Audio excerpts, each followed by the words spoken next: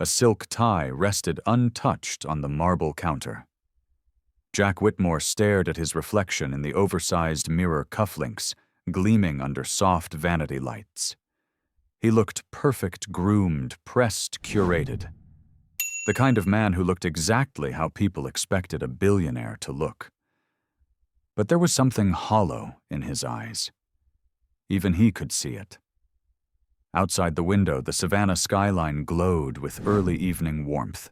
The historic charm of the city softened under golden hour. Gas lamps flickered to life on the cobblestone streets below. Locals and tourists moved between storefronts, restaurants, and garden-lined squares. It was beautiful, idyllic, and it felt 1,000 miles away from the air inside this penthouse. Jack adjusted the cuffs on his shirt, then paused. The tattoo on his left wrist peeked out from under the expensive fabric. A compass rose intricate lines, detailed points, and a date etched beneath June 3rd, 1998. He stared at it. He always rolled his sleeves down before events. It was automatic now. No one in his world wore permanent ink unless it was a conversation piece or ironic. But this was different. This was memory branded into skin, one he rarely acknowledged. His phone buzzed. A message from Lydia, his assistant of nearly 15 years. "Lydia, guests are arriving. Press is outside. Car is ready when you are." Jack didn't reply. He hated these things, the fundraisers, the dinners, the speeches, but expectations wrapped around him like a second suit. In this city especially, the Whitmore name carried weight. His father had made sure of that. Even in death, the man seemed to dictate every move Jack made. He slipped the cuff back over the tattoo, hiding it as always, but the weight of it remained. A time capsule. A scar with coordinates. He turned from the mirror, collected the tie, and walked towards the elevator. As the doors slid shut, his eyes caught the corner of a framed photo leaning against the wall. It was still in the moving box, still unplaced like so many other things in this new old apartment. The picture showed him at 20 arm around a red-haired girl with a laugh, frozen in time. Claire. He hadn't said her name aloud in years.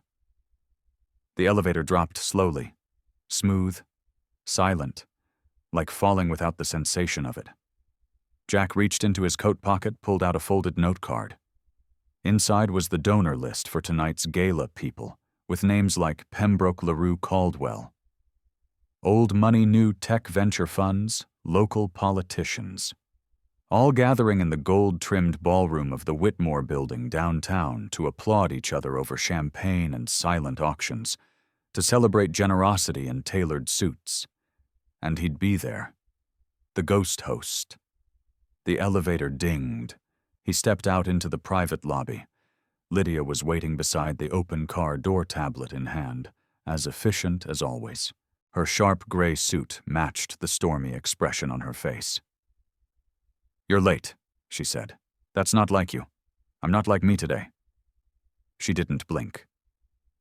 "Then let's pretend you are until the last check clears." Jack managed the faintest smile. She was the only one who could talk to him like that. It was part of why she still worked for him. As they pulled away from the building, Jack watched the city roll past. The small art galleries, the crumbling porches with chipped paint and sunflowers in cracked pots, the little diners where people knew each other's names. It felt like another planet compared to the ballroom he was heading toward. A group of teenagers crossed the street on bikes, laughing. Jack leaned back and looked out the opposite window. He wasn't in the mood for reminders. "Do you ever think about leaving all this?" he asked suddenly. Lydia tilted her head. "Define this. The cars, the buildings, the donations that don't mean anything, the applause." She was quiet for a moment. "No. But I've never had it the way you have." He nodded slowly. "That's the problem. I've had it all, and it still doesn't feel like anything." Lydia glanced at him. You're not going to do this tonight, are you? Do what, Unravel? Not tonight. Not in front of Savannah's most profitable egos. Jack gave a short laugh. No promises. They pulled up to the Magnolia Room. It was a restored historic mansion-turned-event venue in the heart of the city. Gas lanterns lined the walkway, and the scent of jasmine drifted on the air. Jack stepped out to a dozen camera flashes, tight smiles, and the sound of champagne flutes clinking from the open balcony above.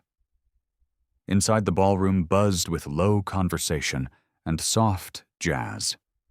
Waitstaff moved like shadows between tables, dressed in black balancing trays, like it was second nature. Crystal chandeliers sparkled overhead, and the scent of money mixed with old wood and high-end perfume. Jack moved through the crowd, shaking hands, nodding at people he barely knew or remembered. He was good at it. This was his armor, polite, polished, untouchable. But then he saw her. Not Claire, someone younger, a waitress. Her dark hair was pulled into a messy twist. A thin sheen of stress glistened at her temples. She carried a tray like it was glued to her hand, her eyes scanning the crowd, as if waiting for something to go wrong. Jack might not have noticed her at all, except she looked at him. No, through him, just for a second. Their eyes locked, and she froze. She dropped her eyes immediately like she'd seen something she shouldn't have. Jack turned slightly confused. Then he saw her again, minutes later this time, closer. She was clearing empty glasses from a cocktail table near the fireplace. Her hands moved quickly, efficiently, but he noticed the way her eyes kept flicking toward him, nervous disbelieving like she was trying to solve a puzzle without all the pieces. Jack stepped to the side as if giving her space, and then she approached, timid, careful. "Excuse me, sir." Her voice was soft, unsure. Jack turned. "Yes," she swallowed. Her hands gripped the tray tighter. "I'm sorry to bother you. It's just, I noticed your tattoo." His pulse skipped. "My what?" She nodded toward his wrist, and then hesitation. A flicker of emotion moved across her face. Hope, fear, something in between. "My mother has the same one, the same design, the same date." The words landed like thunder. Jack blinked. The room around them blurred into silence. "What did you just say?" She looked down, then back up. Her voice shook. She got it when she was in college. Said it meant something once, a long time ago. Jack stared at her, and for the first time in a very long time, he felt the floor beneath his world shift. If you enjoyed this video, comment 1 to let me know. If not, comment 2. Your thought mattered to me either way. Sophie hadn't meant to say anything. She didn't even know what made her speak. Maybe it was the way the room blurred around her after she saw that tattoo, or the quiet panic that bloomed in her chest the second her brain connected the lines, the ink, the date. Her voice still echoed in her head. "My mother has the same one." Jack Whitmore hadn't moved. He was just staring at her now, face still unreadable, like someone had just whispered a secret meant for a different lifetime. The tray in Sophie's hands wobbled. She steadied it quickly and dropped her gaze, her heart pounding so loud it drowned out the clink of glass and music floating around them. "I'm sorry," she added quietly. "I shouldn't have interrupted." Jack blinked. His voice when it came was low, measured. "What's your mother's name?" Sophie hesitated. "I don't think it matters," she said, taking a half step back. "It's just a coincidence. Forget I said anything." But Jack's eyes didn't leave her. "It's not a coincidence." The way he said it. Like he wasn't talking to her anymore, but to something buried, something he thought had been left behind long ago. He took a breath, then reached toward his wrist, pulling his cuff just high enough to reveal the tattoo again. The room remained loud, but in their small corner, it felt like everything had gone quiet. Sophie glanced at it, even though she already knew what it looked like. She'd seen the same compass 1,000 times on her mother's wrist when she was washing dishes or folding laundry or smoothing Sophie's hair back when she had a fever. June 3rd, 1998, Jack said softly. We were both 20. Sophie's stomach dropped. Her eyes met his again. Her fingers gripped the tray tighter. My mother's name is Claire Harper, she said before she could stop herself. She said she got the tattoo in college. But she doesn't talk about it. Ever. Jack exhaled. Slowly, as if the name had taken something from him. Claire. He didn't say it aloud. But Sophie could tell. It meant something. A lot of something. She said he left Sophie added softer now. The man she got it with.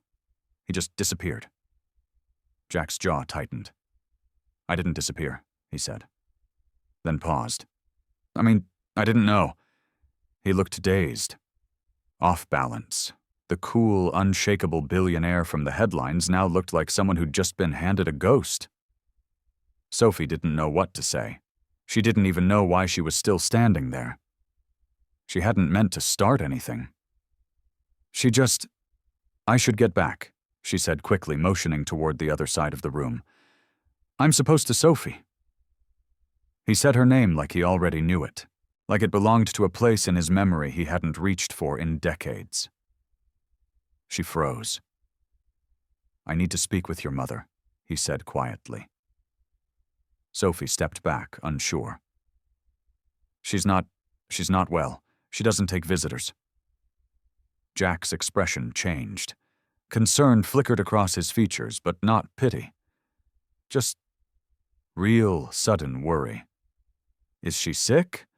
Sophie nodded once. He opened his mouth to say something else, but she was already walking away, disappearing into the crowd, her tray rattling slightly as she tried to make her hands stop shaking. The kitchen was loud pans, clanging voices, shouting orders over the din, but Sophie barely heard any of it. She stood near the back hallway, facing the wall, trying to catch her breath. He knew her mother. He knew her mother. And now he wanted to talk to her. What was she supposed to do with that? You all right? Harper Tony's voice cut through her thoughts as he came around the corner, wiping his hands on a towel. You look like you saw a ghost. Sophie blinked. Something like that. Tony tilted his head. You look pale. She didn't answer. He stepped closer, his tone softening. Do I need to go punch a sommelier? Sophie almost smiled. Almost. I think I just met someone who might be my father. Tony froze, mid-joke, the towel going still in his hand. Wait, what? She shook her head. It doesn't matter. It's probably nothing. You don't look like it's nothing. She looked at him. He has the same tattoo as my mom. The exact same one. Same date. He said he got it with someone he loved in college. Tony stared. And then when I said my mom's name, Sophie continued, he didn't say anything. He just looked like he couldn't breathe. Tony leaned back against the wall. Well, damn, he muttered. That's a pretty big maybe. Exactly, Sophie said, frustrated. And he wants to talk to her, but she doesn't even want to talk about him. Tony was quiet a moment. Does your mom know you talked to him? Sophie shook her head. Do you even want to talk to him? I don't know. Tony crossed his arms. Okay.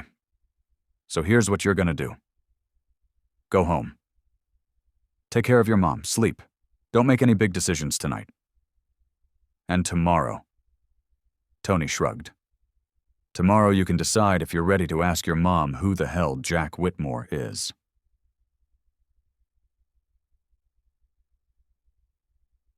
Savannah's streets were quiet when Sophie stepped off the late bus. The soft thud of her sneakers on the sidewalk was the only sound besides the distant hum of cicadas and porch fans. She passed iron fences, jasmine bushes, and houses that looked like paintings in the dark. Her apartment building sat near the end of Sycamore Street, tucked behind an overgrown hedge, and flanked by a street lamp that flickered every few seconds. A peach-colored light glowed in their second-floor window. She pushed open the door and climbed the stairs. Inside the apartment was still. She could hear the soft wheeze of her mother's breathing from the bedroom down the hall. She didn't wake her. Instead, she slipped out of her shoes, moved to the tiny kitchenette, and pulled open a drawer. The photograph was still there, folded, creased. One of the few things Claire hadn't thrown away during the worst years. It showed Claire younger, laughing, red curls wild around her face. A young man, dark hair, wide smile, eyes full of something Sophie had never seen in him tonight, had his arm slung around her shoulder. They were both pointing to their wrists. Sophie stared at the photo, heart loud in her chest. The same eyes, same jawline, same compass rose. She didn't know what tomorrow would bring. But something had been set in motion tonight, and it wasn't going to stop. The smell of coffee drifted softly through the apartment as the first light of morning slipped through thin blinds. Sophie stood at the kitchen sink mug, in hand eyes, locked on the small photo lying on the counter. The same one she'd pulled from the drawer the night before. Claire was laughing in it. Really laughing. The man beside her, Jack Whitmore, now unmistakable, looked just as alive.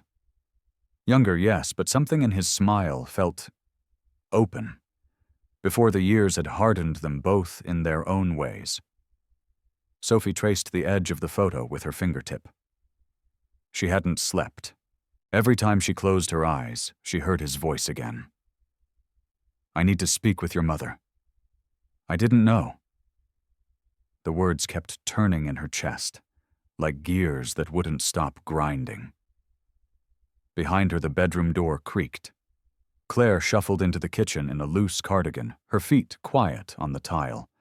Her red curls were pulled back loosely, a halo of gray peeking through. She moved slow, deliberate, like every step had to be measured. "Morning," she said softly. Sophie glanced over. "Hey, you're up early. Couldn't sleep." Claire moved to the cabinet for a mug. "That time of year, I guess. My joints always ache when the weather changes." Sophie tried to smile, but her throat tightened. Claire poured herself coffee and turned around, catching the edge of the photo on the counter. Her body stilled. For a moment, she didn't speak. Sophie watched her closely. "You found that old thing again?" Claire said, finally, voice steady but thinner than usual. "Yeah." Sophie picked it up and held it. "I've looked at this photo 100 times, but last night, it meant something different." Claire didn't move. "I met him, Mom. That stopped everything." Claire lowered the mug. Her knuckles went white around the handle. Sophie waited. "I was working the Whitmore Gala," she continued carefully, "and he was there." Jack Whitmore. The Jack Whitmore. He saw my face, and I think he knew. But I saw something else first. She turned the photo, tapped the corner where Jack's wrist showed the tattoo. "He still has it." Claire sank slowly into the kitchen chair, her hand over her mouth. Her eyes filled, but she didn't blink. "I didn't plan to say anything," Sophie said. "It just came out. He asked your name. I told him, and then he asked if you were sick." Claire let out a quiet breath. A sad, dry sound. "And now he wants to see you," Sophie added gently. "No," Claire whispered. Sophie's heart pinched. "Mom," I said no. Claire looked up. Her voice cracked, but there was steel underneath. "He doesn't get to walk back into this after 26 years. But he didn't know." Claire shut her eyes, shaking her head.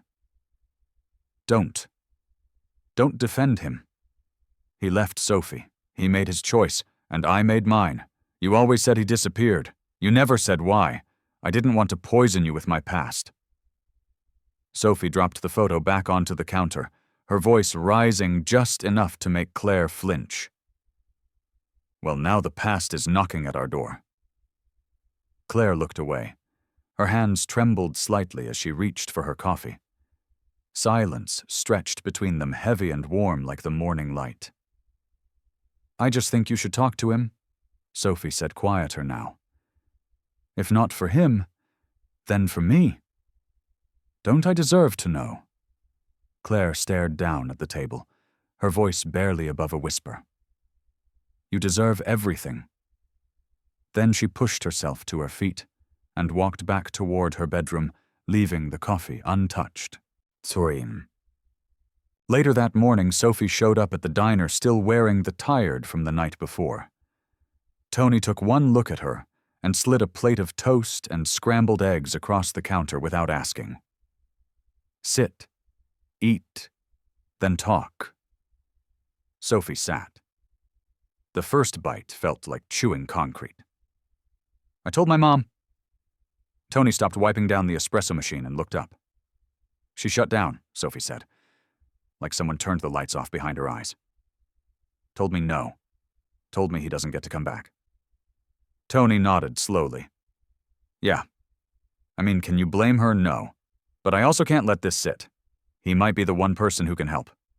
With what back child support, he teased. Tony. Sorry. That was bad. Keep going. Sophie dropped her fork. She's getting worse. She's barely eating. And if her blood work doesn't improve next week, the doctor said we're looking at another hospital stay. I don't even have money for the last one. Tony leaned against the counter, arms folded. So you think Jack Whitmore's gonna ride in and fix it all?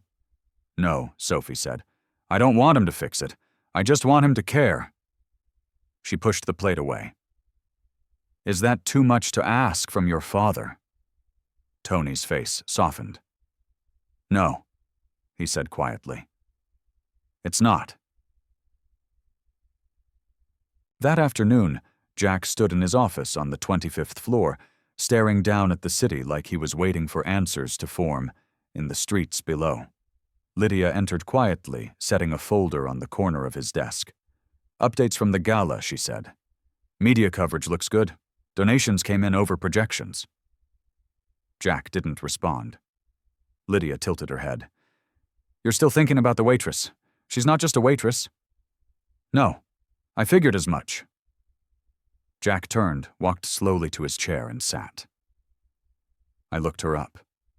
Sophie May Harper, lives with her mother on Sycamore, works 2 jobs, never went to college even though she graduated with honors from high school. Lydia nodded.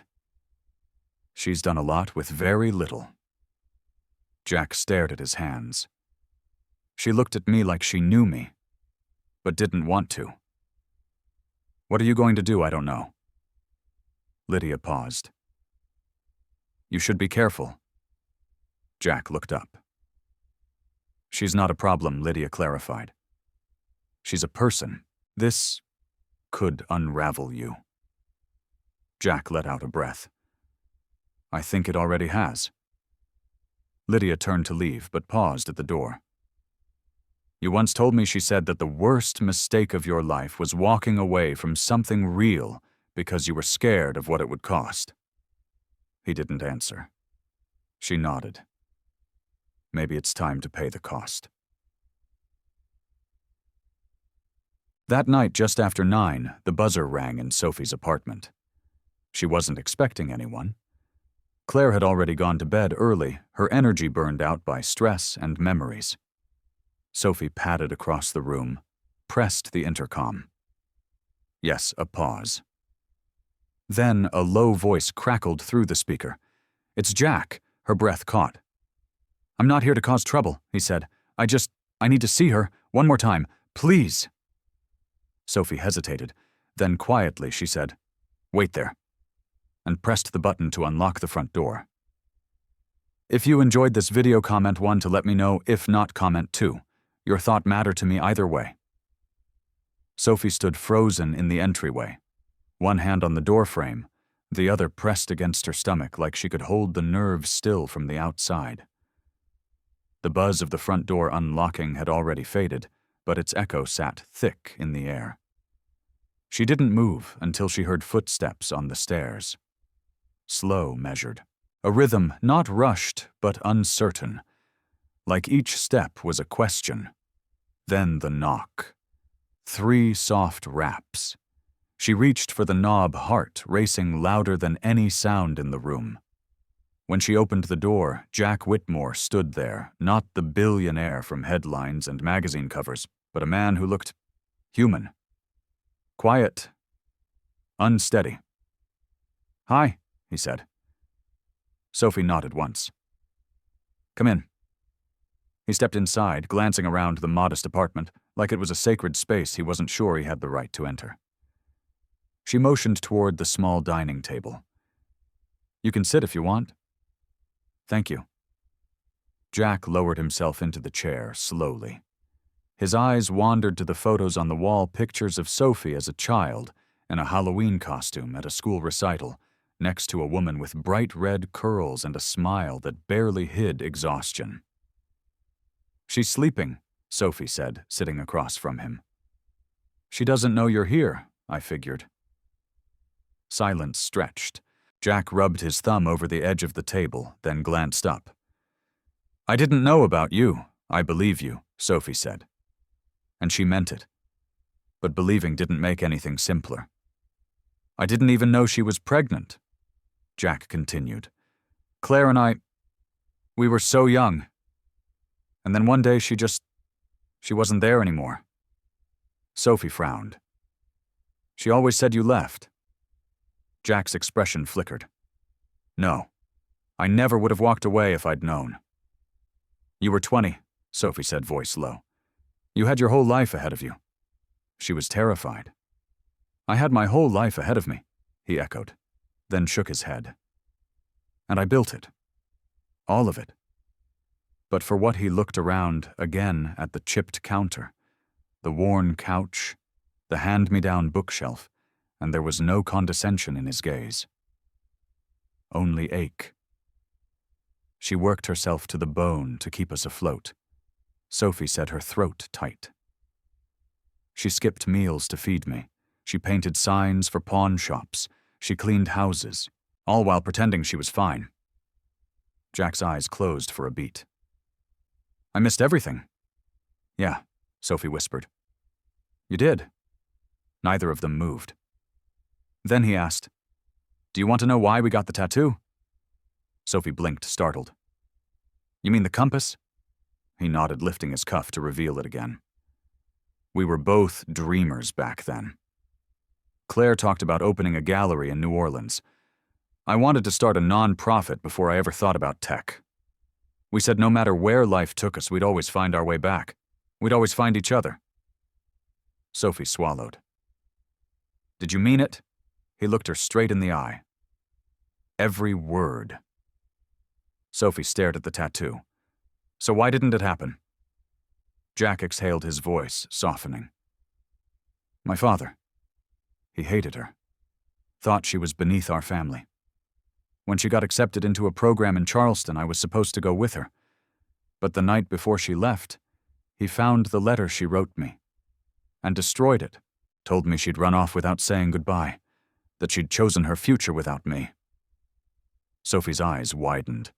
"He told Claire I'd left for Europe, said I didn't even leave a note." Her hands trembled in her lap. "They both lied." Jack nodded. "They both stole our chance." A heavy pause. Sophie pressed her lips together. "You should have looked for her." "I did," he said. "After college, I went back to Savannah. But she'd moved. Her friends didn't know where. I tried online later, but Claire Harper's a common name. And honestly, I stopped. I told myself maybe she didn't want to be found." "Maybe she didn't," Sophie said. "She's still not sure she wants to see you." Jack looked down. "I understand," he murmured. "I'm not here to fix anything. I don't expect forgiveness." Sophie leaned back, arms crossed. "Then why are you here?" Jack paused. "Because I have a daughter, and I missed her whole life, and that's something I'll carry forever." But if there's a way to know her now, even a little, I'd give anything for that. Her eyes stung. Does that mean you want to be my dad? Jack flinched slightly. I want to earn the right to be something to you. Whatever you'll allow. Sophie let that hang in the air. Her chest was tight with emotions she hadn't prepared for. I don't know what I want, she admitted. My life's been shaped around the fact that you weren't in it. I built a version of you in my head, someone who didn't care, someone who left. And now you're here and it doesn't make sense. I can't undo the years, Jack said. But I can be here now. And maybe if she'll allow it, I can help your mom too. Sophie looked up sharply. This isn't about money, I know, he said quickly, but I also know what hospital bills look like, what medications cost, and if it helps, it wouldn't be charity, it would be love. Late, but real. A long silence passed. Then from the hallway, a quiet voice broke the stillness. Jack. Both of them turned. Claire stood in the doorway, pale and worn, wearing a faded robe, one hand gripping the frame to steady herself. Her eyes, glassy with sleep and disbelief, locked onto his. Jack rose slowly, unsure. Claire blinked, then stepped forward one trembling step at a time. You really came, she said. He nodded. I didn't know how to stay away. She looked at him like she was seeing a ghost. And maybe she was. Sophie watched her mother's face shift, shock, fear, wonder, pain, all of it crashing through her at once. I thought I was dreaming, Claire whispered. I must have heard your voice in my sleep. Jack's voice cracked. It's me. I'm here. Claire looked to Sophie. You let him in. I didn't know what else to do, Sophie said barely above a whisper. Claire's eyes softened, and she nodded as if the answer was already clear. Then she looked back at Jack. I've hated you. I've mourned you. I've painted versions of you into corners of my memory just to feel less alone. Jack stepped forward, but slowly, gently. And I've thought of you every year on June 3rd, he said. Claire's breath hitched, and for a long moment no one spoke. Then she said, Sit down, Jack. I don't know if I can forgive you yet, but we need to talk. Jack lowered his head. I'd like that. They moved slowly to the table. Sophie watched as her parents sat across from each other for the first time in 26 years. Something had broken open, and something else had just begun. The clock on the wall ticked louder than it had any right to. Sophie sat on the edge of the armchair, not really in it, her legs pulled up like she wasn't sure if she should stay or slip into the background. Her eyes darted between Claire and Jack, both seated at the small kitchen table, facing each other, like people who used to know one another intimately, painfully, but weren't sure if the versions sitting here tonight were real or just the ghosts of who they used to be. Claire had her hands wrapped around a mug, though the coffee inside had long gone cold. She hadn't taken a sip. Jack sat straighter than usual, like he didn't want to take up too much space. The billionaire confidence was gone. He looked stripped down, humble, quiet, almost boyish. I used to replay that day, Claire said softly, breaking the silence. That last one. I remember packing my bag. I had the letter in my hand. I was so sure you'd follow me. Jack nodded slowly. I thought you'd left me. I thought you'd given up on me. Claire's eyes welled. She looked away, trying to blink it back. You think about how one person's lie can split a whole life into two separate tracks, she continued, and you don't even know it's happening until 20 years have passed, and your daughter's grown and working herself sick just to keep food in the fridge. Sophie's chest tightened. She didn't want her mother to carry that weight alone, not right now. But she also didn't know how to ease it. I wish I could go back, Jack said, his voice thick. I would have searched harder, fought louder, made more noise. Claire looked at him. That's what hurt the most. The silence. Jack didn't look away. You were never silence to me. You were music. The only real thing I had before everything got loud and polished and fake. Claire blinked fast. Her fingers gripped the mug tighter. Don't say things like that. It's too late for poetry. It's not poetry, Jack said. It's the truth. Sophie stood the room too tight around her.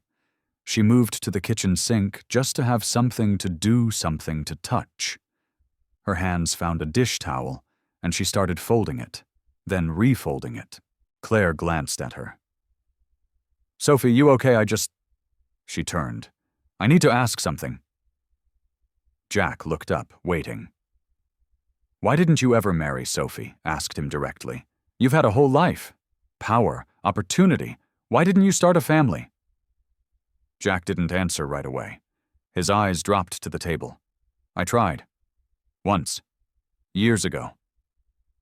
Claire's eyebrows lifted slightly, but she didn't speak. She was kind. Jack continued. Smart.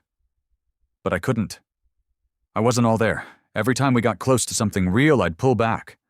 I kept thinking about the one that got away, and eventually she got tired of waiting for me to show up fully. He met Sophie's eyes. I didn't know why I couldn't move on. I do now. Sophie's breath caught. Claire looked down at her lap. And now that I've found you both, Jack added his voice, barely audible, I realized just how much I missed. No one spoke for a long time. Claire finally stood and moved to the sink, brushing her hand gently along Sophie's back as she passed. We should get some sleep, she said. Sophie turned, surprised. You're not sending him away? Claire looked at Jack. I don't know what you're doing here, or how long you plan to stay. But I do know that my daughter deserves answers. So, we can talk. Tomorrow. Jack stood his voice careful. Thank you. Claire held his gaze. Don't thank me yet. He nodded once, then looked at Sophie. I'll go, he said. I'll come back tomorrow, if you'll let me. Sophie opened the front door quietly. Jack stepped out into the hallway, but before she could close it behind him, he turned. I know you don't owe me anything, he said. But if there's anything I can do for you, we're not your project, she said. Not angry, just tired. Honest. Jack nodded. I know. That's why I'm asking. She looked at him for a long moment. Come back at noon. She sleeps late. He smiled faintly. Got it. Then he walked down the stairs, disappearing into the night.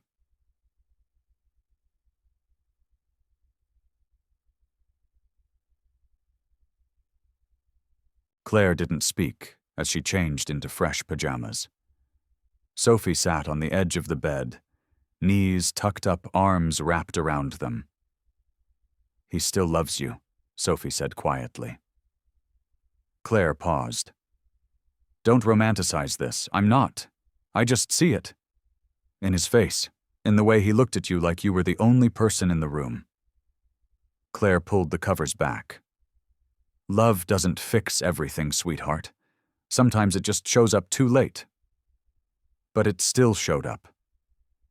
Claire slid under the sheets. Her voice was soft. I don't know if I have room for that kind of love anymore. Sophie lay beside her, pulling the blanket up. You don't have to, she whispered. But maybe I do. The next morning came slow. The sun spilled across the room like it was still deciding whether to stay. Claire stayed in bed, reading an old, dog-eared paperback, while Sophie paced the kitchen, checking the clock every few minutes. When noon struck, there was a knock at the door. Claire stiffened but didn't move. Sophie opened it. Jack stood there holding a brown paper bag. I brought coffee, he said, and those sweet rolls from Miss Reenie's bakery. She said you still liked the ones with peach filling. Claire called from the bedroom. She remembers right. Jack smiled gently and stepped inside. This time the air wasn't quite as heavy. Sophie set the bag on the counter and began unpacking it. Claire emerged slowly, wearing a soft blue sweater and jeans that hung looser than they used to. Her face was tired, but there was color in her cheeks this morning. Jack turned to her. "You look good." Claire gave him a look. "You always did lie with charm." He laughed once. "Fair enough." They sat again, this time with a little less distance between them. "I wanted to ask," Claire began, "what do you plan to do with all this?" Jack frowned. "All this finding out you have a daughter? That I'm still here. You're a Whitmore, Jack. This isn't a press release. I don't care about headlines," he said. "I care about you. Both of you." Claire studied him. "You always said you wanted to build something that mattered. Maybe this is it. I think it is." Sophie watched them, and something inside her shifted. Because for the first time in her life, her past didn't feel like a closed door. It felt like a hallway leading somewhere new. The sun had settled into its lazy afternoon rhythm by the time Claire reached for the last bite of her peach roll. Jack sat across from her, nursing his third coffee. He hadn't said much in the last few minutes, and neither had Claire. But it wasn't silence weighted with tension anymore. It was something else. Hesitation wrapped in comfort, like neither of them wanted to move too fast and risk breaking what had only just begun to mend. Sophie cleared the plates, placing them gently in the sink, watching her mother out of the corner of her eye. Claire still had that faraway look. Not angry, not sad, just searching. "I thought about writing you," Jack said quietly. Claire looked up. "When too many times to count. But every time I started a letter, I stopped. I figured you'd either moved on or hated me, or both." Claire nodded slowly. "I did both. Not always in that order." He smiled just a little. "Fair. But there were nights," she added, voice softer now, "where I'd still wonder. When Sophie was asleep and the house was quiet, I'd pull out that old photo and think, where is he now?" Sophie leaned on the counter, arms crossed, her eyes moving between them. "I always thought if I ever met you," she said to Jack, "you'd be cold, or arrogant, or fake." Jack raised an eyebrow. "And you're not," she admitted, "which is more confusing than I expected." He chuckled. "I confuse myself most days." Claire sipped her coffee. "So what happens now?" Jack glanced at her, then at Sophie. "I don't have an agenda. I'm not here to bulldoze my way in. I want to know you both if you'll let me. One step at a time." Claire's fingers drummed the side of her mug. What does one step look like? Jack thought for a moment. Lunch? Maybe all three of us.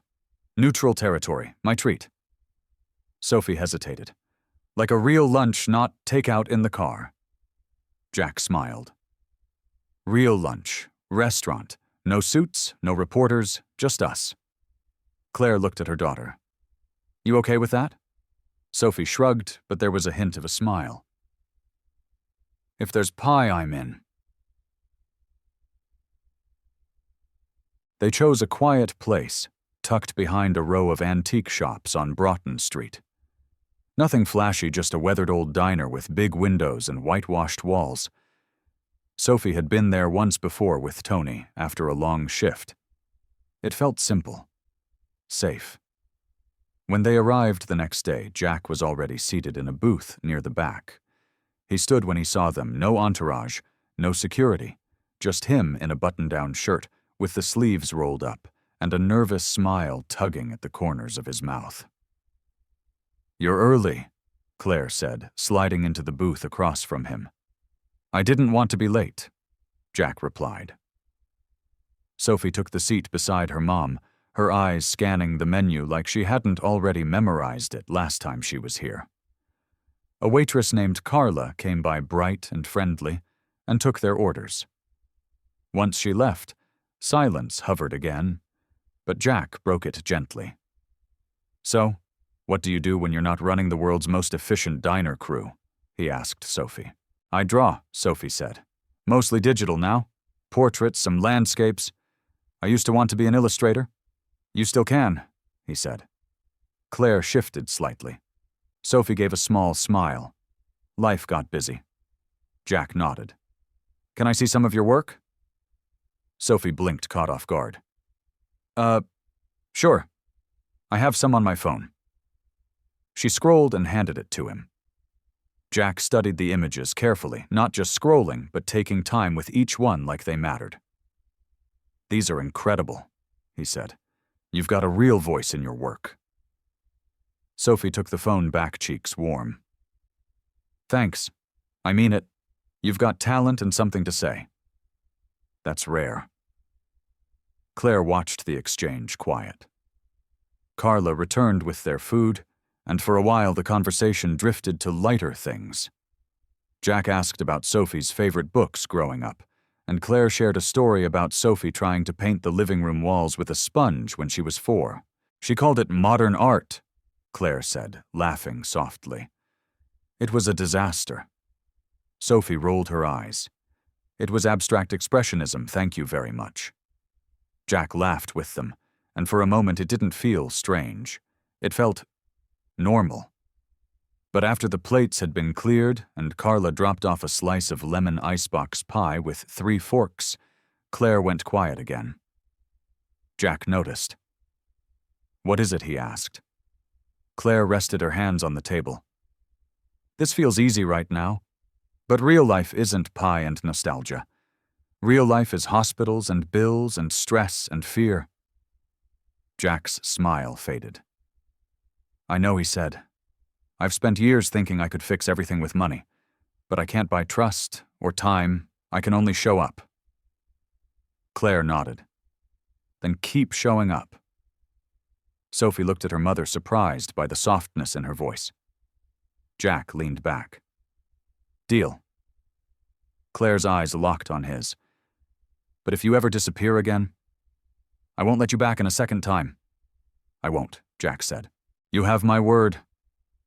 Sophie poked at the pie with her fork. "So, is this the part where we all hug and pretend it's a Hallmark movie?" Claire smirked. "You hate Hallmark movies." "They're predictable," Sophie muttered. "But I wouldn't mind a little predictable for once."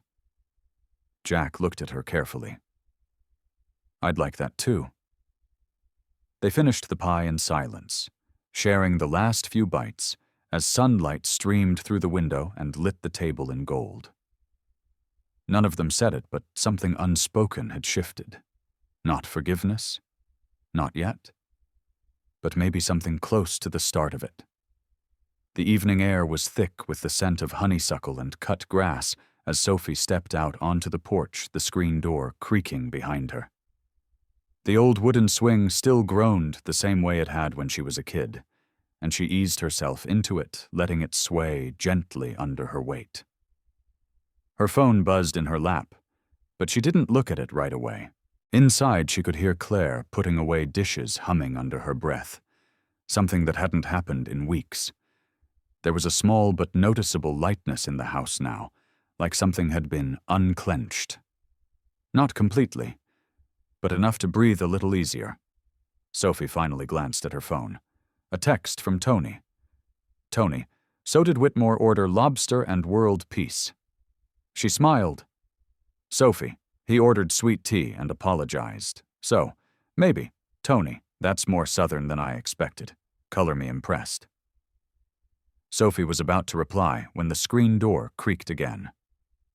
Claire stepped out with 2 mugs and handed one to her daughter. "Chamomile. Doctor's orders." Sophie took it, cupping the warmth. "You're in a weirdly good mood." Claire raised an eyebrow. "I wouldn't go that far. Let's call it cautiously unburdened." Sophie laughed softly, sipping her tea. They sat in silence for a while, the kind only close families can share without it turning awkward, the kind filled with unsaid thoughts drifting like fireflies. Claire finally spoke. "Do you trust him?" Sophie exhaled slowly. "I don't know, but I don't feel scared when he's around." Claire nodded, taking a sip. He wasn't always this calm. Jack was a storm, brilliant and stubborn, and when he loved something, he loved it like wildfire. Sophie tilted her head. "Did he love you like that?" Claire stared into her mug. "Yes. And it terrified both of us." Another pause. Sophie leaned her head against the porch post.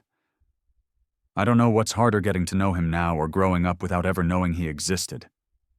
I tried to protect you from the mess," Claire said softly. "I know." Sophie looked at her. "But sometimes the truth, even when it's hard, feels less lonely." Claire looked up, startled by the quiet power of that sentence. Inside the house, the phone rang. Claire stood, placing her mug on the railing. "That'll be the clinic." Sophie watched her go. Something in her mother's posture had shifted. Less guarded, more open. And yet she could feel it. This wasn't going to be easy. Reconnection came with strings, and strings had knots. Later that week, Jack called. "I have something to show you," he said. "Can you meet me?" Sophie hesitated.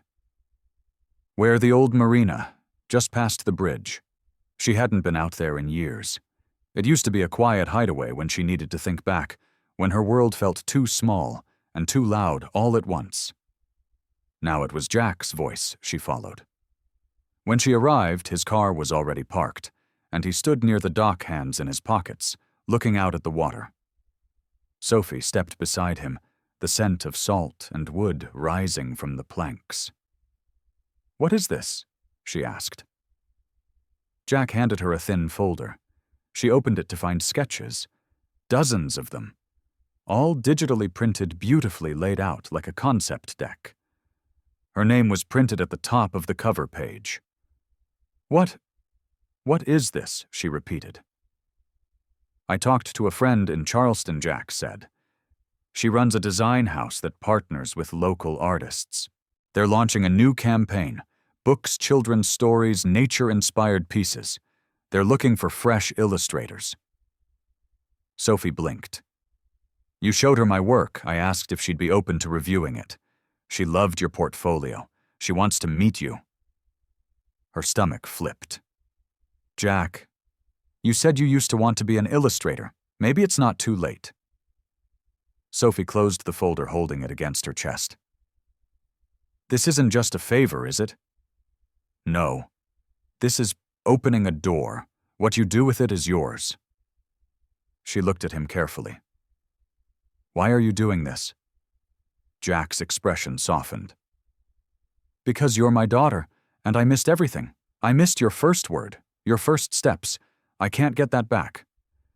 But if I can be here for what's next, just to help you get where you were always meant to go, then I will." Sophie looked away, blinking fast. "You don't have to buy my love." "I'm not trying to," he said quietly. "I'm just trying to show it."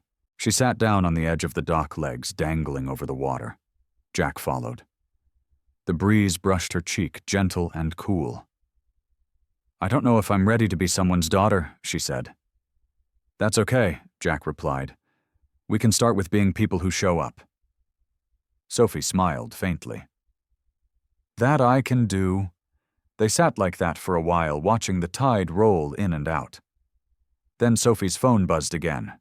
This time it was Claire. "Claire, come home soon. We need to talk," Doctor called. Her stomach dropped. Jack saw her expression change. "What is it?" Sophie swallowed. "It's Mom," the clinic called. He stood with her. "Let's go." But as they walked back to their cars, Sophie could feel the shift. The fragile peace they were starting to build was about to be tested. And some truths, some real heavy truths, don't just knock. They push the door wide open. The ride home was quiet. Too quiet. Sophie gripped the steering wheel tighter than necessary, her knuckles' pale eyes locked on the road ahead. Jack sat in the passenger seat, glancing her way now and then, but he didn't push. He could feel the shift in her, the tension crawling up her spine, the way her jaw was clenched to hold something back. She didn't say a word until they pulled into the driveway. The porch light flickered on automatically. Claire must have turned it on before the sun went down.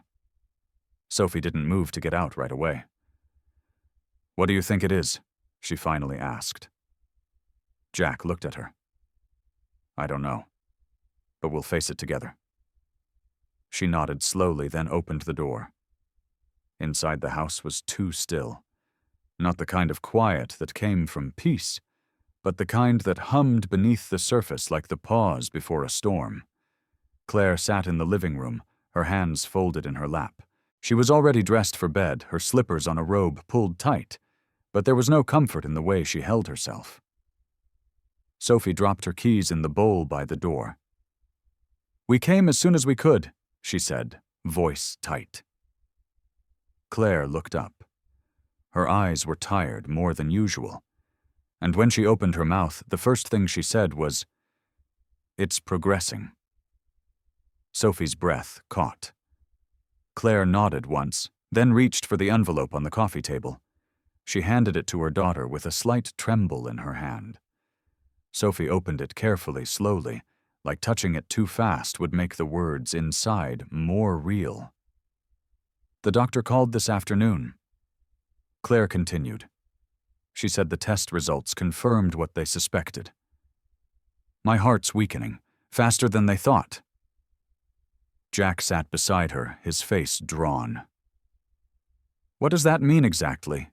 Claire let out a shaky breath. "It means the treatments haven't done what we hoped. It means I'll get tired more often, dizzy. It means we may need to start talking about what happens when—" "Don't," Sophie cut in, her voice cracking. "Don't say that. Not like it's already over." Claire reached for her hand. "I'm not giving up. But I want to be honest. I've spent too many years pretending I was fine. I don't want to lie to either of you anymore." Sophie blinked fast, trying to keep the tears from slipping out. "Okay. So, what do we do? What's next?" "The doctor wants to adjust my meds," Claire said, "and she mentioned a clinical trial out of Atlanta. It's a long shot, but it's something." Jack leaned forward. "We'll do it. Whatever it takes." Claire's gaze moved to him. "It's expensive." "I don't care." Claire exhaled slowly, her eyes searching his. "It's not just about the money, Jack. It's the time, the travel, the uncertainty, the stress on Sophie, on me. I can help with all of that." "I know you can," she said gently. "And I appreciate it. But I need you to understand this isn't a fix-it problem. This is life. Messy, complicated, fragile." Sophie dropped her head into her hands. "I hate this. I hate that we're even talking about this." Claire moved closer and wrapped an arm around her shoulders. "I know, baby." Jack's voice was quiet. "You don't have to do this alone." Claire held Sophie close, then looked at him. "Neither do you." There was a long silence after that, the kind that doesn't demand to be filled, just held. Then Claire stood. "I'm going to lie down. My body's reminding me who's in charge these days." Jack stood too. "Do you need anything? Just rest," she said softly, glancing at Sophie. "And maybe tomorrow we can start talking about the trial. Together." Sophie nodded. Claire gave Jack a small, weary smile. "Thank you for being here." Jack's voice was low. "I wouldn't be anywhere else." After she disappeared into her bedroom, the hallway light clicked off. The house fell into a hush. Sophie sat back down on the couch, rubbing her eyes. Jack moved to sit beside her. "She's scared," Sophie whispered. "So are you." She nodded. Jack looked down. "I spent my whole life thinking building companies, growing wealth, being smart All of that would prepare me for anything. But right now, I feel helpless. You're not? Sophie said. You being here, it matters. Jack turned to her. I don't want to miss another second of either of your lives, but I also don't want to take over. I don't know where the line is. Sophie looked at him. Really looked. Then maybe we figure it out together. He smiled faintly. You sound a lot like her. I get that a lot. They sat for a while just watching the light flicker on the wall from the porch. Then Sophie asked, Why didn't you stay in Savannah after she left? Jack sighed. I tried, for a while, but everywhere I went I saw her, every corner, every song on the radio. It was like the whole city whispered her name. Sophie swallowed. So you left? He nodded. I thought if I left I could forget. Start fresh. Did it work? He shook his head. No, I built an empire. I got the penthouse, the car, the name. But at the end of the day, it was just me and silence. Sophie's throat tightened. Jack looked at her voice, quieter now. You brought color back into my life, Sophie. I didn't even know how gray it had become until I saw your face. Her eyes stung. She leaned her head against his shoulder tentatively, but he didn't move, didn't flinch. He just sat there still and steady. And for the first time since the diagnosis started unraveling, everything Sophie felt something she hadn't felt in weeks. Not hope, but the beginning of it. The kitchen was filled with the soft hum of morning, the clink of a spoon against a mug, the low gurgle of the coffee pot, the gentle rustle of newspaper pages. But beneath it all, there was a fragile tension, like everyone was pretending not to wait for something. Sophie moved around the kitchen quietly, trying to feel useful. She'd made Claire's tea, sliced up some fruit, even arranged the medicine bottles in neat little rows beside her mother's chair at the table. Claire came in slowly wrapped in her favorite cardigan, the one with worn sleeves and a button missing near the bottom. Her steps were careful, but steady. Morning, Sophie said, trying for casual. Barely Claire replied, glancing at the clock. You let me sleep in. You needed it. Claire gave her a look, half grateful, half skeptical, but sat down without protest. Jack followed a minute later, carrying in a box of muffins from the bakery near the marina.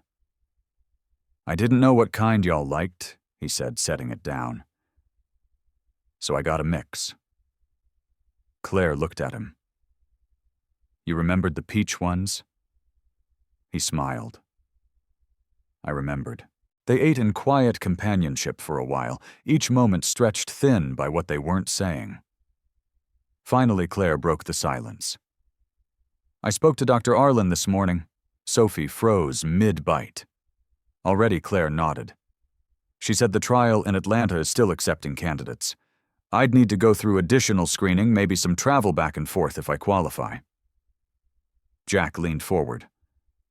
I can make that happen. I'll get you a driver, a private room near the clinic. Anything you need. Claire held up a hand. Let's not make this a production. I'm not a celebrity. I'm just a tired woman with a heart that's starting to quit before I'm ready. Sophie reached for her mother's hand across the table. So, you're going to do it? Claire's eyes met hers. I think I have to try. For you. For me. Maybe even for him. Jack blinked. Claire added, but it's not just about getting better. It's about having something worth coming back to. You do, Sophie said, squeezing her hand. You always have. Jack's voice was steady. You have both of us now. Claire looked at them both, her mouth pressing into a line like she wasn't sure if she was holding back tears or words. Maybe both. I want to go, she said. But I need to know this. What happens if it doesn't work? What do we do if this doesn't fix anything? Sophie spoke first. Then we fight with what we have. One day at a time. Jack nodded. And I stay. No matter what. Claire's voice was quieter now. That's what I needed to hear. Later that afternoon, Sophie stepped out to the backyard with Jack. The sky was thick with clouds, not quite ready to rain, but low and heavy. The garden was a bit overgrown. Claire hadn't had the energy to tend to it lately, and Sophie picked at a few weeds without thinking. "She's scared," Sophie said, not looking at him. "I know," Jack replied. "She hides it well. But when she touches the pill bottles, her hands shake." Jack looked out toward the weathered fence. "She's strong." "Too strong sometimes," Sophie said. "She never let herself need anyone." "That's how she raised me too." Jack was quiet. "I used to think independence was survival," Sophie continued, "but now I'm not so sure. You don't have to carry it all alone anymore." She turned to him, suddenly unsure of her next words. "But they came anyway." "And what about you?" He looked at her. "What about me?" "This isn't just about Claire. You found us, and now you're here. But for how long are you staying? Just until the storm passes?" He stepped closer, slowly. "I'm not leaving again, Sophie. Not unless you tell me to." Her eyes searched his face, looking for cracks for doubt. "I don't know how to trust you," she admitted. "Not completely. Not yet." "That's okay," he said. "Trust isn't given. It's built." She looked down at her hands. "I want to try." Jack exhaled. "Me too." Just then, Claire's voice floated out from the kitchen window. "Y'all better come in before it starts pouring." Sophie smiled. She always knows. Jack grinned. "She's got radar." They walked back toward the house, and just as they reached the door, the first fat drop of rain hit the porch railing. That night, Sophie stood at the bathroom mirror, brushing her teeth, thinking about how fast things had changed. Just a few weeks ago, her life was work, sleep, worry, repeat. Now she had a father. A possibility. A door cracked open she didn't even know had been locked. She splashed water on her face and caught her own reflection in the mirror. The tired eyes, the quiet strength, the questions. She whispered to her reflection, "Please let this be the beginning of something good." Meanwhile, Jack sat in his hotel room across town, laptop open, emails ignored. He stared at the photo Sophie had texted him that afternoon, a picture of Claire in the garden holding up a crooked tomato with a triumphant grin. The image was grainy, sunlit, imperfect. But to Jack, it was everything he didn't know he needed. He leaned back in the chair, eyes closing, heart full and aching all at once. In all his years, he'd built skyscrapers, bought companies, changed industries. But this quiet dinner table, this worn-out garden, this daughter who still wasn't sure if she could love him, this was the hardest thing he'd ever tried to build, and the only thing that ever really mattered. The smell of fresh coffee and grilled toast filled the small Savannah cafe as Sophie walked in her jacket, still damp from the morning drizzle. Jack was already there, seated near the window, sunlight spilling across the table and highlighting the faint lines that worry had left on his face.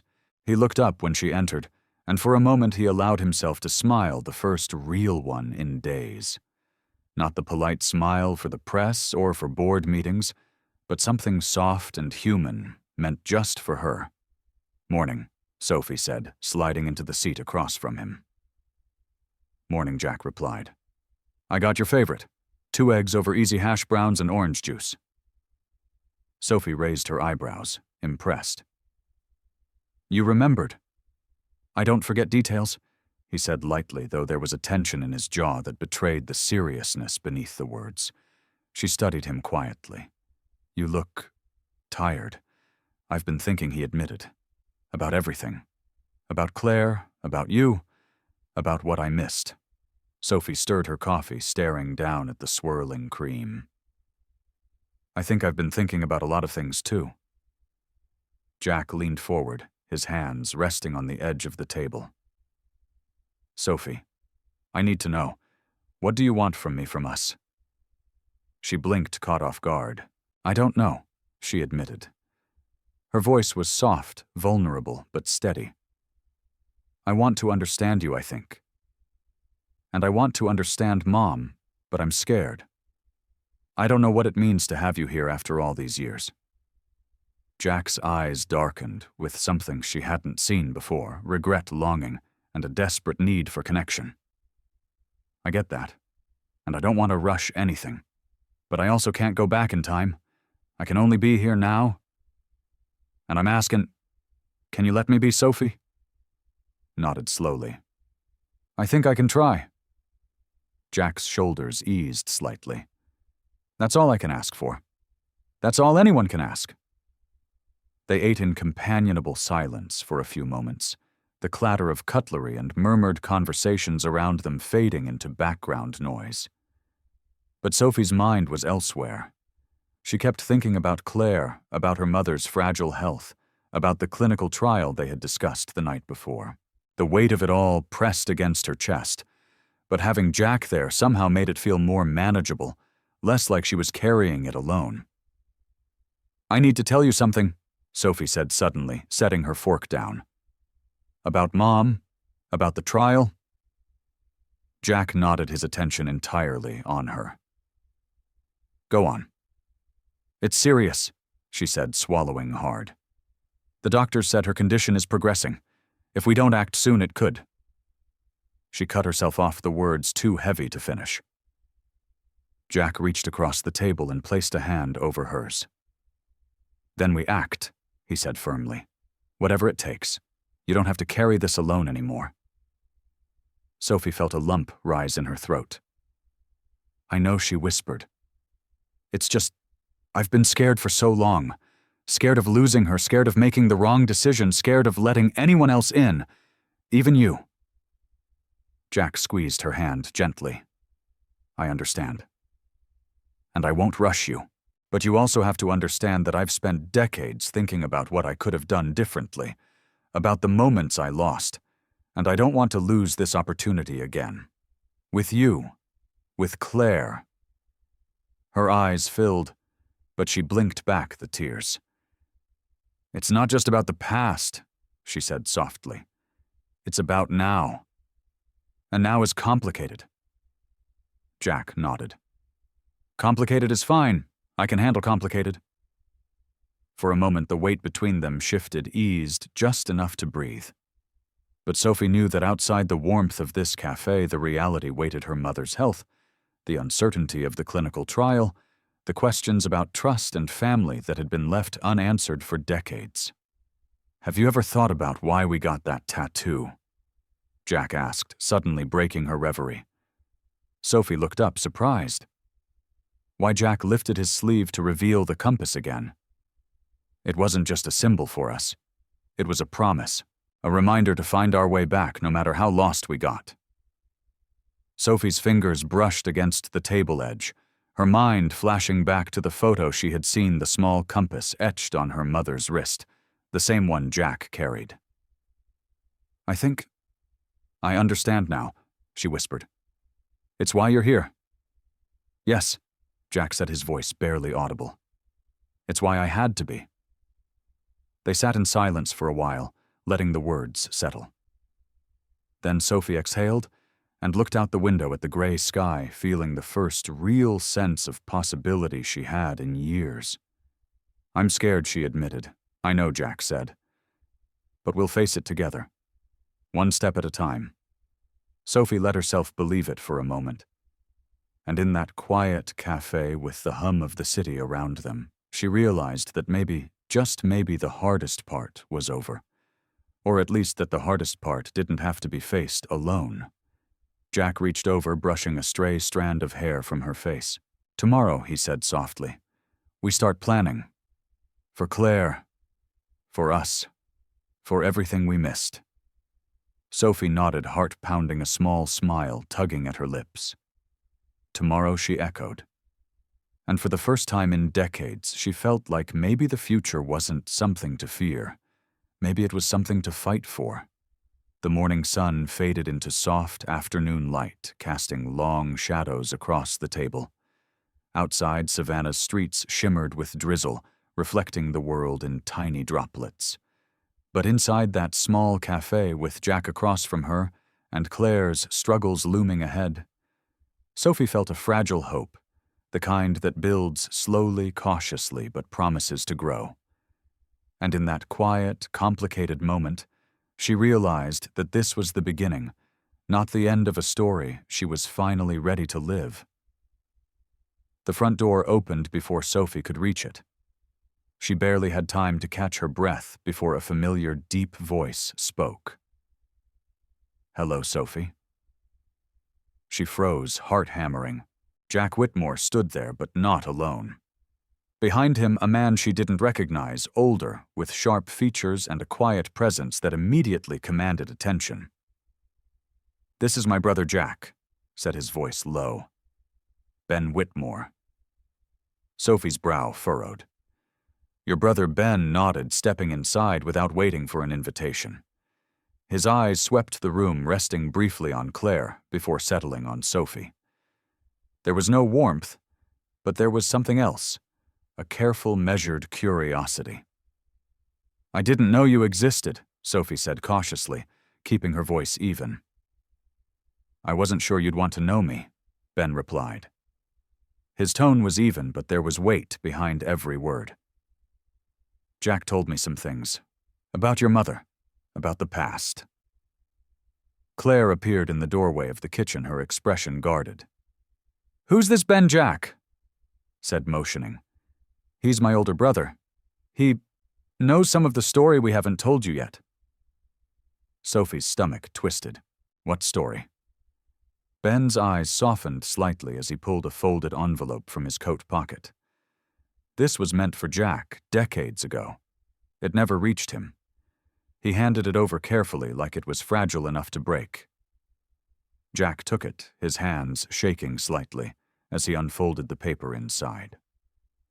His eyes scanned the words quickly, then slowed, reading each line as though discovering a world he had been shut out from. Sophie watched the tension build the way Jack's face changed. Shock, disbelief, regret, sorrow, all mixed together in a raw, human display. "What is it?" Sophie whispered. Claire stepped forward, her voice tight. "Tell me." Jack didn't look at her. His voice was low, unsteady. "It's a letter. From you, from college. I never got it. Ben intercepted it. He never told me you were pregnant." Sophie's hands tightened in her lap. "So, you didn't know I didn't know," Jack repeated the words like a mantra. "And I thought I'd abandoned you. I thought I'd left your mother behind." Claire's eyes glistened. "You didn't. Not really. And now—" She paused, letting her words hang in the air. "Now we're here." Jack looked up at them both, the weight of decades pressing down on his shoulders. "I can't change the past. But I can be here now. I don't expect forgiveness, but I want to do right. For you, Claire. For you, Sophie." Sophie's throat tightened. It's a lot to take in, all at once. Ben cleared his throat. Jack wasn't aware. He had no way of knowing. I wanted him to find out in a way that wouldn't hurt anyone unnecessarily. But it seems the time has come. Claire's gaze softened on Ben. "Thank you for telling him the truth." Ben nodded, then glanced at Sophie. "You deserve to know. This isn't just about money or power or business. It's about family, about decisions made long ago and the consequences we all carry." Jack folded the letter slowly, eyes fixed on Sophie. "I never stopped thinking about her. About you. And now I know I've been given a second chance. A chance to make things right." Sophie felt a rush of emotion, anger, relief, confusion, hope, all at once. She looked at her mother, whose hands were trembling as she clutched the armrest of the chair. Claire met her gaze, and for the first time, Sophie saw trust flicker there, cautious but real. Jack continued softly. "We can't rewrite history, but maybe we can write the next chapter together." Sophie nodded slowly, her chest tight. Maybe we can try. Claire's lips quivered into a small, tentative smile. We have to, for all our sakes. Ben stepped back, giving the family space. I'll leave you to this, he said, but I'll be around if needed. Jack exhaled a heavy, long release. Thank you.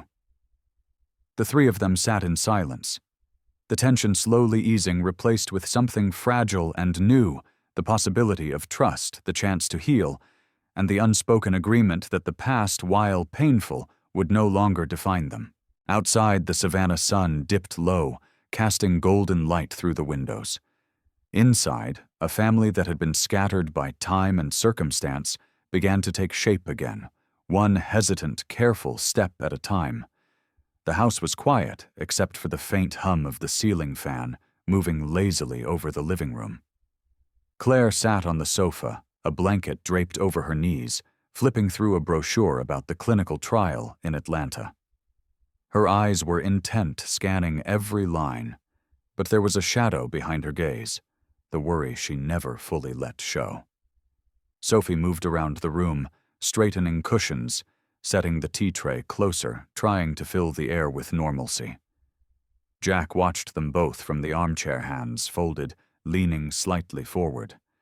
He could feel the weight of the moment pressing down on everyone.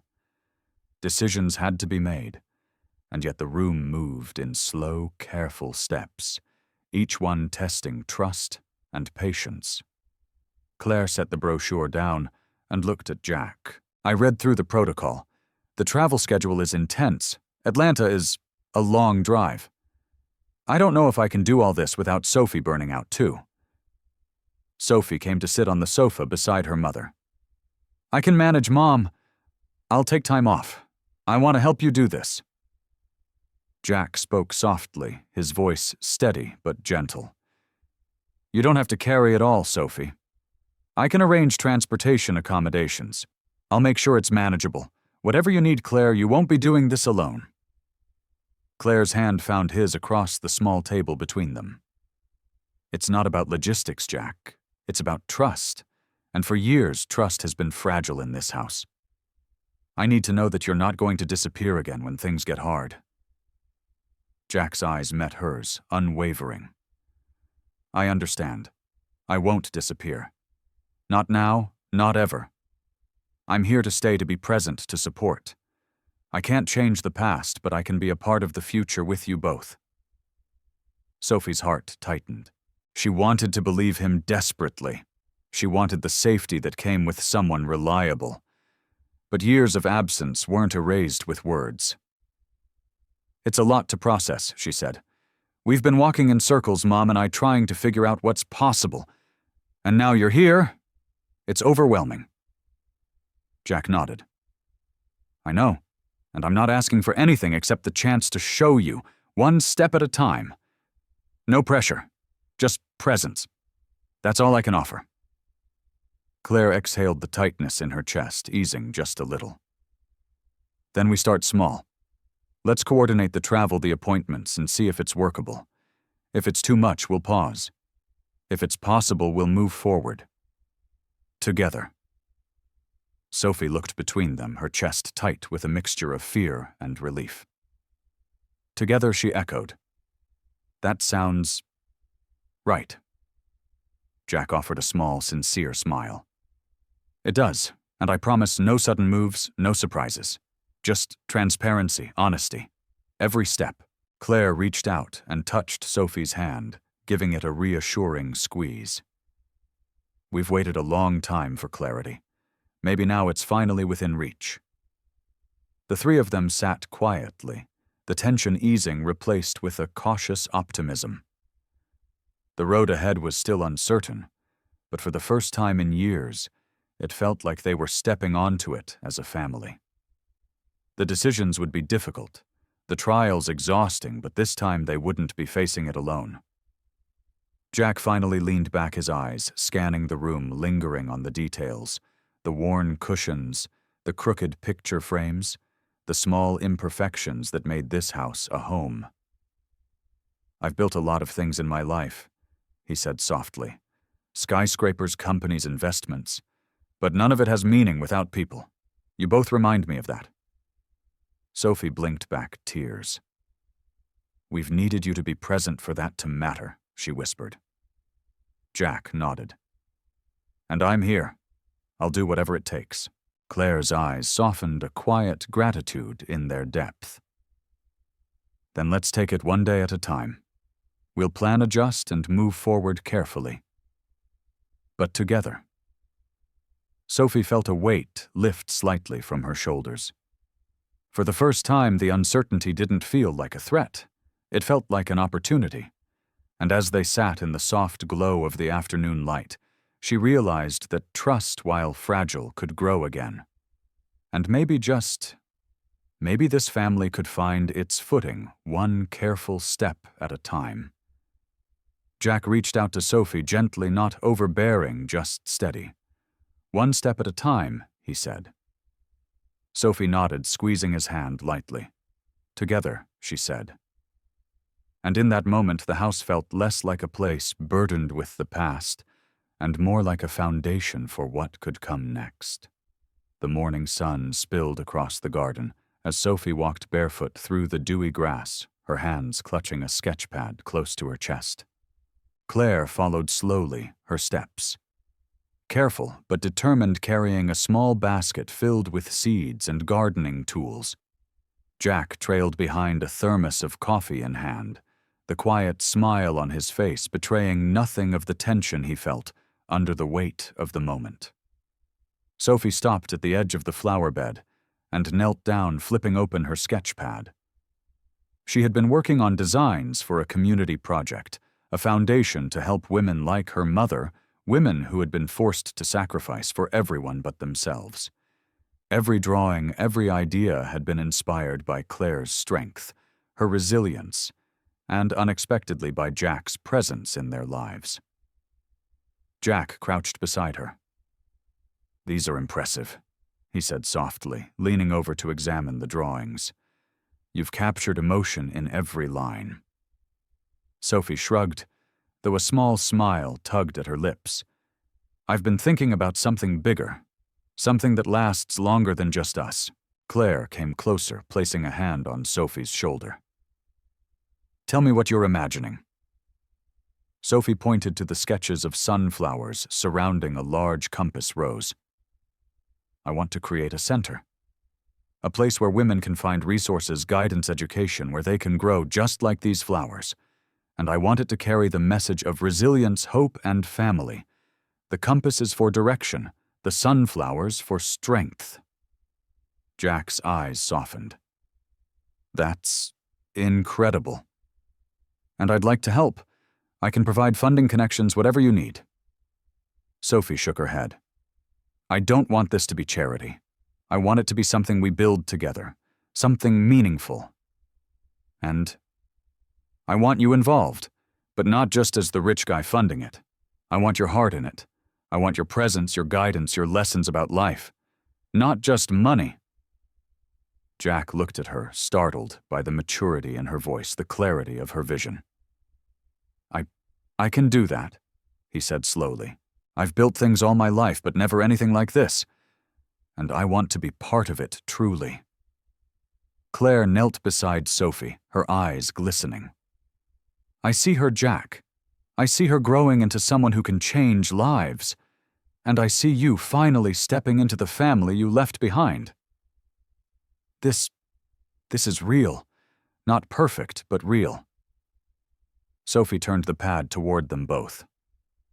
I want it to be a place where women like Mom can thrive, where their struggles are honored, not hidden, where strength and vulnerability are equally valued. Jack nodded, his mind already racing with possibilities. We can start small. Identify the space, the community, the people who need this most, then grow from there, together. Claire reached over and took Jack's hand, giving it a gentle squeeze. You've spent so long chasing success, Jack. But this is legacy. Not the one written in books or buildings, but the one written in hearts. Sophie felt a tear slide down her cheek. She looked up at both of them, We can really do this. I believe we can. Jack's eyes were soft, filled with emotion he rarely let show. And I promise I won't step back this time. I'll be here every step. Claire smiled faintly, then looked at Sophie. And I'll be here too. Watching, guiding, supporting. We're in this as a family now. No more pretending, no more hiding. Sophie clutched the sketch pad tightly. Then let's start today. Let's make this idea a reality. Jack poured coffee into 3 cups, handing one to each of them. To beginnings, he said. And to family. Claire raised her cup, her smile more confident than it had been in years. To family. Sophie clinked her cup against theirs. And to hope. They drank the warmth of the coffee, and the sunlight wrapping around them a tangible promise of what was to come. The garden was quiet, the air fresh with possibility, and for the first time all 3 of them could see a path forward. One step at a time together. Jack leaned back against the porch railing, glancing at the sketches. You've already started building something meaningful, he said. Let's make sure it lasts. Sophie nodded. We will. And this time, no one's going anywhere. Not without each other. Claire's eyes glistened with tears she didn't bother to hide. We've waited a long time for this, for all of us to be here. And now we finally are. The 3 of them sat in the quiet afternoon, the garden around them alive, with the scent of flowers and the hum of life. The future was uncertain, the work ahead enormous, but they were no longer facing it alone. Together they could build something that mattered not just for themselves, but for everyone who would walk through the doors of the Compass Project and carry its message of resilience, hope, and love forward. The porch light flickered gently against the deepening evening sky as Sophie, Claire, and Jack settled into their usual spots. The day had been long filled with calls, appointments, and planning, but now the world seemed to slow, giving them space to breathe. The air carried the faint scent of jasmine and the promise of summer storms, the kind that roll in slow and warm, leaving everything refreshed afterward. Claire sipped her tea quietly, glancing at Jack. You've changed, she said softly. Not the man I knew in college, but you're here, really here. Jack's eyes softened. I've been learning, Claire, about priorities, about life, about what matters. Sophie watched them, her chest tight. It's strange, she said, seeing both of you like this. Close, but not lost in the past. I thought this reunion would feel awkward or forced. But... She hesitated. But it feels like it's finally real. Claire reached out, brushing her hand lightly over Sophie's. That's because it is baby. It's messy and imperfect, but real. Jack leaned forward, voice low. I've spent decades building things. Buildings, companies, empires. And they all felt empty compared to this. Family, connection. Seeing you both. This is what I was missing. Sophie blinked back tears. I've missed so much too, she admitted. And I don't want to waste time being angry or scared anymore. Claire nodded, her voice catching. I forgive you, Jack. I forgive the absence, the mistakes, everything. And more than that, I see you now. Not the past, not the man who left me behind, but the man who is here trying. Jack swallowed hard, his throat tight. Hearing that, it's more than I deserve. But I promise I'll never leave again. I'll earn it every day. Sophie looked down at her hands, then back up. I want to try too. I want to understand you, and I want to trust you. Slowly, yes, but truly. Jack's expression softened. Then we'll do it together. One step at a time. Claire reached over and touched both of their hands, fingers entwining. And we'll do it as a family. Not perfect, never perfect, but together. That's what matters. The porch light flickered again, casting a warm, golden glow over their faces. Sophie leaned back against the railing, taking a deep breath, letting the weight of the past lift just a little. She looked at Jack, then at Claire, and felt something she hadn't felt in years: hope. Jack broke the silence, his voice gentle. I've realized something important. Life isn't about the milestones you hit or the money you make. It's about the people you show up for, the people who matter. And I'm here now. I'll be here for everything that comes next. Sophie's eyes filled. Everything, everything, Jack said, nodding firmly. Claire's smile was faint but real, her eyes glistening. We've waited a long time for this. To be honest, to be together. And now, we finally are. Sophie squeezed their hands. Then we make the most of it. Every single day. The wind shifted, rustling the jasmine vines around the porch, carrying the scent through the night air. For a moment, all three of them sat in quiet, holding on to the fragile, powerful sense of belonging that had taken so long to arrive. Jack finally spoke, his voice low and steady. This, us, it's worth fighting for, no matter what comes next. Claire nodded. Yes, and we will fight together. Sophie exhaled the tension in her chest, easing, letting a small smile spread across her face. Together, she echoed. The night deepened around them, the flicker of the porch light, steady, warm and unwavering, a silent witness to the family that had found its way home. Finally, and fully. The morning sun poured gently through the windows, casting a warm glow over the Harper household. Claire sat in her favorite chair, a cup of chamomile tea in hand, the steam curling into the air like soft whispers of hope. Jack stood nearby, sorting through a stack of letters he had been organizing, while Sophie sat at the kitchen table, sketchpad, open fingers, tracing the designs of what had become their shared dream, the Compass Project. The past few months had been a whirlwind. Clinical trials, planning sessions, travel, and long conversations had brought them closer than they could have imagined. The walls of their home, once heavy with uncertainty and unspoken fears, now felt alive with possibility and laughter. Look at this, Sophie said, pointing to a drawing of a sunflower intertwined with a compass rose. This will be the symbol for the center, strong and guiding just like Mom said. Claire leaned over, eyes glistening. It's perfect, Sophie. It's everything I hoped for and more. Jack reached out, placing his hand over Claire's, then Sophie's, creating a circle of warmth and reassurance. You two have given me something I never thought I'd have again. A family real and unbroken. And now, we get to build something meaningful together. Sophie's voice trembled slightly, but her eyes were fierce with determination. We'll make this center a place where women like Mom can thrive, where they don't have to struggle alone, where they can feel hope even when life is hard. Jack nodded. And I'll be there every step of the way, not just as support, but as someone who cares, really cares. Claire smiled faintly, letting the warmth of Jack's promise settle over her.